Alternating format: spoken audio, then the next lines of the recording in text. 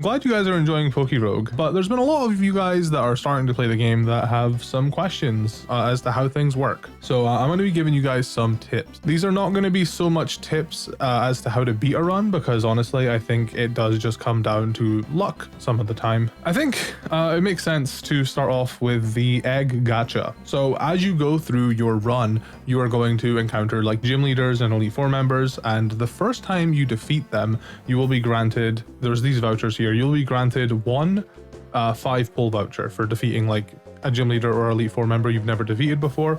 If you rematch these trainers in a future run, you will only get one times pull. Speaking of, I actually have a 5 times pull ticket I can use right here. And so then, you know, you get these tickets for beating these trainers, and then there's 3 different machines that you can use. I also want to say you can actually use these machines during your run. You don't have to do it after. You can literally, if you press the escape key, you can come down here and go to egg gacha, and as long as you've got tickets, you can pull eggs to hatch at any time. There are 4 categories of eggs. There are common, rare, epic, legendary. The first machine on the left here is the move up egg move machine. PokeRogue has rare egg moves that Pokemon can get, and if you want to get these rare egg moves as soon as possible, this is the machine for you. Normally, common eggs have a 1 in 48 chance of getting a rare egg move. Rare eggs have a 1 in 24 chance of getting a rare egg move. Epic eggs have a 1 in 12 chance of getting a rare egg move, and legendary eggs have a 1 in 6 chance of getting a rare egg move. The move up machine doubles those odds. But I mean, I get some pretty crazy egg moves just by using the regular gacha machine, so I don't think, I mean, this one, if you're like trying to be like super meta, this one might be worth it. But I will say shiny Pokemon are actually valuable in this game. So my personal favorite machine to draw from is the shiny up machine. Anyways, before we get too ahead of ourselves, this middle one is a legendary up machine. The Pokemon that you see on screen is the Pokemon that is more likely to appear from eggs if you are to get a legendary egg. This just gives you a higher chance of getting a legendary egg. And yeah, there's the shiny up machine, which of course just gives you a higher chance of getting a shiny Pokemon. So let's discuss the shiny odds. The shiny odds are 1 in 2000 for wild Pokemon. There is an item that you can get in your runs called the shiny charm, which of course boosts your shiny odds. The shiny charm, the first time you get it, will multiply your shiny odds by 4. So it will be 1 in 500 instead of 1 in 2000. If you were to get it again, it then multiplies it by 2 instead. So instead of being 4 times, it's 2 times the second time you get a shiny charm, which will then put your odds at 1 in 250. So if you get really, really lucky and you get multiple shiny charms, your shiny odds are pretty good. That is just for wild Pokemon though. For eggs, your shiny odds by default are 1 in 128. From the egg gacha machine, it's even lower. It's 1 in 64. So I'm going to go ahead and pull from the egg gacha machine here, and it's going to spit out, that's a rare egg. We got rare, common, common, common, common. Yeah, that sounds about right. You can get legendary eggs from this machine. It's just not as easy. And personally, I don't really like playing with legendaries that much anyway, so I don't really care to grab the legendaries, but to each their own. As for how you hatch these eggs, now that they are in your egg list, you can check them out right here. It tells you all about it, tells you when you got it, tells you what type of egg it is, tells you if it's close to hatching or not. The amount of floors you travel through determines when your eggs hatch. So common eggs hatch in 10 floors, rare eggs hatch in 25 floors, epic eggs hatch in 50 floors, and legendary eggs hatch in 100 floors. When you hatch eggs during a run though, they do not get added to your team or anything. These eggs are exclusive for starter Pokemon, and like I said, they've got a chance of getting some pretty cool egg moves. Like for example, this Squirtle right here has Body Press and Flip Turn, 2 very good egg moves. They're not any of his rare egg moves. These are both moves that Squirtle can learn usually. Like for example, Caterpie, Sticky Webs. Caterpie doesn't get Sticky Webs, but it does in this game. Baneful Bunker Weedle, that's kind of crazy. So you want to hatch eggs to get some pretty nice egg moves, pretty much. That's kind of like their purpose. And of course, you can hatch shinies way more often, even if you're using the move up egg machine or the legendary up egg machine. Your odds are 1 in 128, which is pretty good. So do whatever you can to get egg vouchers. Egg vouchers can even be obtained from the daily run at the end of that. Now that I've explained how egg vouchers work, let's talk about these purple boxes that you're going to see when you're starting a run. So 3 Pokemon every single day have a purple box around them. It's the same Pokemon for everyone. Tozerel has a purple box. I remember Sky telling me that. The game explains it, but pretty much what this purple box is, it's PokeRust. And PokeRust in the main games lets you get EVs more efficiently, and then eventually I guess it gets cured, and you just get like left with this little stamp. I don't believe PokeRust in this game gets cured, and PokeRust in this game multiplies your experience by 1.5 times on whatever Pokemon has it. And as you know, PokeRust can spread. So if you just bring one Pokemon with PokeRust, it will spread to the rest of your party that you catch, and they will all gain 1.5 times experience, which I think, if I am to give you a tip on how to beat this game, the best way is to make sure you're on top of experience. A lot of people end up getting underleveled because they don't prioritize like rare candies. You know, they don't prioritize experience as much as they should. And you know, I get it. The first 20 floors can actually be kind of rough. I think those are like the most RNG heavy floors. But yeah, if you bring a Pokemon in PokeRust like Totodile here, his experience will be boosted by 1.5 times, which is huge and definitely worth it. In the bottom left here, you can cycle natures and stuff like that with the N key. If you look down here, you can cycle natures of Pokemon that you've caught throughout the game. The game explains it, but for every Totodile I hatch, it adds. So if I hatch a Jolly Totodile after like 10 floors here, that Jolly Totodile I will now be able to select Jolly from the natures as a starter, pretty much. It's a really cool system, honestly. My personal favorite Pokemon to start with, I wonder if he's changed it. He hasn't. I think Nimble is honestly kind of broken. And as you can see down here in the bottom left, you can cycle the gender of your Pokemon. If you have multiple genders unlocked, you can cycle through the genders and also your nature. So I'm going to take an Adamant Nimble here. And you can also cycle if a Pokemon is shiny or not, if you have unlocked that Pokemon as a shiny. You just got to use the R button. It's everything that you need to know is down here in the bottom left. Of course, there's E for the ability. If you get multiple different abilities on Pokemon, you can swap them out too. I'm going to start with a Drain Punching Palmy as well. And then just for science, we're going to start with this Bunnelby here. I really need to get a huge power Bunnelby because not having huge power sucks. Actually, hold on. I'm not going to start with the Palmy. We're going to start with the Bunnelby, and we're going to start with this Muna that I got. And the reason for it is because I'm going to explain to you guys why shiny Pokemon are actually useful. There's also been a nice little UI update that shows you the type of Pokemon. Obviously, most people don't need it, but I think it helps casual Pokemon players that are just trying this out. Oh god damn it, I forgot to cycle Muna as a shiny. This does not help. There we go, Muna is a shiny now. Taking Bunnelby too, and of course my boy Nimble. Not with that nature though, hold on. Adamant, there we go. Swag. All right, let's get it. As you can see, the little icon sprites actually show you if the Pokemon shiny, which is something I need to pay attention to. So as you can see, Totodile has PokeRust. The rest of my team doesn't have PokeRust yet, but when they do, they will start gaining a lot more experience. Another thing I think that's worth mentioning really fast, you will see a lot of abilities and moves with the N or P in parentheses. I explained this in a previous video, but these pretty much mean that the move or ability hasn't been included properly in the game. N stands for not implemented, so basically it doesn't work.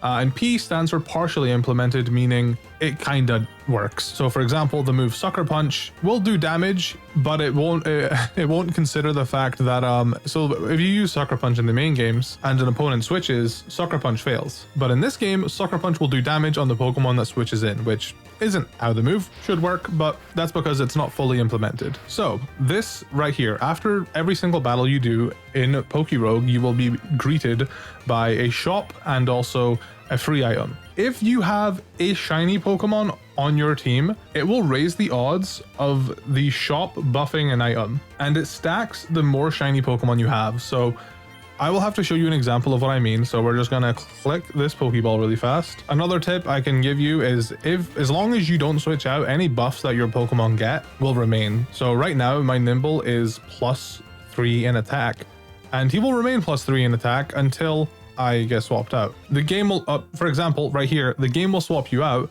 whenever you have a trainer battle. That is the reason why it does that animation. It's because it wants to, you know, reset any stat buffs you have, so you're not just steamrolling the entire game. If you want another tip, just on basic gameplay, prioritize money as much as you can. Money is a huge part of this game, I won't lie. So make sure that you are saving your money the most you can. Don't just be dropping money on whatever. Be frugal. Look at how crazy Nimble is, bro. He's a tier 2 Pokemon and he's just 1v1ing the rival. I mean, my one has Power Up Punch, which is definitely why it's very good. But yeah, another thing I can recommend actually, get lures whenever you can. So some of the best items in the game, in my opinion, lures, rare candies, and nuggets. Lures make it more often that you will get a double battle, which means you are fighting an extra Pokemon, which means you're getting more experience. So to stay on top of your experience and to stay hitting those level caps, use lures whenever you physically can. That is my piece of advice. And of course, after every 10 floors, you get to, well, I mean, my eggs are going to hatch here. So that's nice. Get to live hatch my eggs. Got Lechonk. Nice. Cool. An impish natured Lechonk. These blue letters up here, these basically tell you that, my Lechonk, my starter Pokemon Lechonk, the base special attack now has been raised by +6 and the base speed has been raised by +1 because this Lechonk hatched 1 IV higher than my previous Lechonk, I guess, had, and this one hatched 6 special attack higher than my previous Lechonk had. Very cool. Hey, a Bunnelby. It's got Cheek Pouch still, but it's got more special defense, more attack, which is always nice. It doesn't change the Bunnelby that I'm currently running with, but for future Bunnelbys, the attack will be 25 instead of 21. Okay, I finally got it to happen. Jesus Christ. So as you saw just there, that middle item was a different Pokeball and then it just upgraded a tier. Having shiny Pokemon in your party raises the chances of that happening. If you have 2 shiny Pokemon, it doubles the chances of it happening. This is something that can happen naturally without any shiny Pokemon, but if you have shiny Pokemon with you, it buffs that chance, which, I mean, that's going to be your best way, in my opinion, to get stuff like fusions, Mega Evolutions, and Gigantamax forms, which are very powerful Pokemon. Fusions, maybe not so much, but Gigantamax forms and Mega Evolutions are permanent in this game. So definitely something you want to try and shoot for. And if you have shiny Pokemon, the items are going to buff more often, and that just gives you the chance of getting rarer items. And like the Mega Bracelet, for example, is considered a rarer item. So another thing I want to mention is that items in this game stack. Every item stacks with each other. So if I pick up another lure here, both lures are active at the same time, and they both double the chances of getting a double battle. I mean, I still didn't get one, but they are working together until they run out, which is shown here by how many numbers are on the lure. So in 4 more battles, this lure will be up. They really don't want to give me double battles, huh? They do not want to see me win. Oh, Covet. Covet is a very broken move. As you just saw there, that Zigzagoon stole my black belt and now it's gone forever. Covet and Thief have a 30% chance of stealing an item. So if you get a Pokemon with Covet or Thief, a really good one is Persian, which is why Meowth is worth 4, because Meowth gets Fake Out and Covet, which is just a good combo. You can steal items from Pokemon that you come across, and you can then obviously transfer them, which I can actually show you really quick. I don't have any items anymore because it just got stolen, but there is a transfer button usually in the bottom right, and if you click that, you can move the items amongst your Pokemon for free. It doesn't cost you like a turn or anything. It's completely free. So that black belt I had on my Nimble, I could have given that to like a Mankey I catch later down the line, and black belt boosts my fighting time moves by 20%, which is very good. I'm going to lose here because I was not on top of my healing. I'm just going to start with 3 shiny Pokemon here, and also Nimble. I forgot to make them shiny. Dude, this is gonna be the death of me. I gotta remember that the little icon sprites actually show up as shiny. Oh my goodness, I started with a Rogue Ball right away, and because I've got 3 shinies, the Super Lure got upgraded immediately. That's crazy. We'll take the Rogue Balls. For anyone curious, Rogue Balls, just better Ultra Balls. Pokeball is a 1.0 times catch rate, Great Ball 1.5, Ultra Ball 2.0, Rogue Ball 3.0. So later into the run, when you're catching, I guess just, higher level Pokemon that are just harder to catch, look at that. Look how often it's upgrading now. When you're catching the harder to catch Pokemon, you want Rogue Balls. So I would recommend picking those up whenever you can if you plan on adding to your team. Another thing I want to point out here is this little Pokeball. As you know, in the main games, Pokeballs like that tell you if you've caught a Pokemon or not. But in this game, if that Pokeball is grayed out but also present, like it is with this Yungoos, it pretty much means that I haven't completed Yungoos. I don't have every gender Yungoos. I don't have every ability Yungoos. I don't think it counts for nature, but it counts for gender and it counts for abilities. So use that as an opportunity to fill out your I guess starter decks. I mean, I don't really plan on ever using Yungoos, but I may as well. So that one had Strong Jaw, which I am assuming I just didn't have yet. This, of course, is your rival. I don't want to spoil too much in regards to the rival, but he does. Oh, wow, that's a really nice sprite. The rival does change genders depending on what gender you're playing as. I'm currently playing as the girl, so my rival's a male. It doesn't change anything aside from dialogue as far as I'm aware. After I beat this game for the first time, I stopped reading the dialogue, so I couldn't tell you what the changes are. But I heard that the dialogue is a little different between the rivals' genders. And there we go, we're hatching our rare egg, which is 25 floors, and we got an Arctozolt. It didn't give us anything new in terms of IVs, but we got Free Shock as an egg move. These are also pretty good items. I would recommend these items in like the later half of the game when you're already kind of established team-wise. If you can afford to grab these, definitely do, because it increases the defense, attack, speed, whatever it may be. of all your party members by 1 stage for 10 battles. And of course, like I said, they stack. So as you can see up here, these are my items I have. There's the number 1 next to them, which means I only have 1 of them, but they do stack. Some items are limited by how much they can stack, and if they are limited, they will turn red. The text will turn red and tell you that, hey, you can't get any more of these. Like, for example, I think, yeah, the most you can get EXP all wise is 5. You can only get 5 EXP alls, because at that point, 20 times 5 is 100, and you can't get any higher than 100% of a Pokemon's EXP. I mean, you could, theoretically, but the game doesn't allow that. So keep in mind that every item stacks until the text is red. Another thing that's worth mentioning is evolution. Obviously, if a Pokemon evolves by level up, it will just evolve by level up. But if a Pokemon requires a specific item to evolve, all you need to do is have that Pokemon in your party. The game will then give you a chance after every battle to potentially see the item you need to evolve your Pokemon. As for happiness evolutions, happiness has been tweaked in this game. For example, Riolu has base 50 happiness, and it requires 90 happiness to evolve. Participating in a battle grants it +2 happiness, rare candies grants it +5 happiness, and fainting loses it 10 happiness. If you give Riolu a Soothe Bell, it boosts the happiness by 1.5 times per stack. In Riolu's case, it would take him about 20 participated battles to evolve. Participating in a battle means that he has to actually be sent out in the field. Alright, so before I start getting into the big things that need to be explained, the last thing I want to say is hazards. Stuff like toxic spikes, stealth rocks, spikes, they last for 5 battles. So if you place toxic spikes down for the next 5 battles, Pokemon will be affected by those toxic spikes. Now, the last few things I want to explain is how Fusion, Gigantamax, and Mega Evolution works. Let's start with Mega Evolution, since everybody loves that. Basically, throughout your run, you will occasionally encounter super rare items. One of those super rare items you can get is a Mega Bracelet. Once you obtain that Mega Bracelet, if a Pokemon on your team can Mega Evolve, you have a chance of encountering that Mega Stone throughout your run. It's not guaranteed.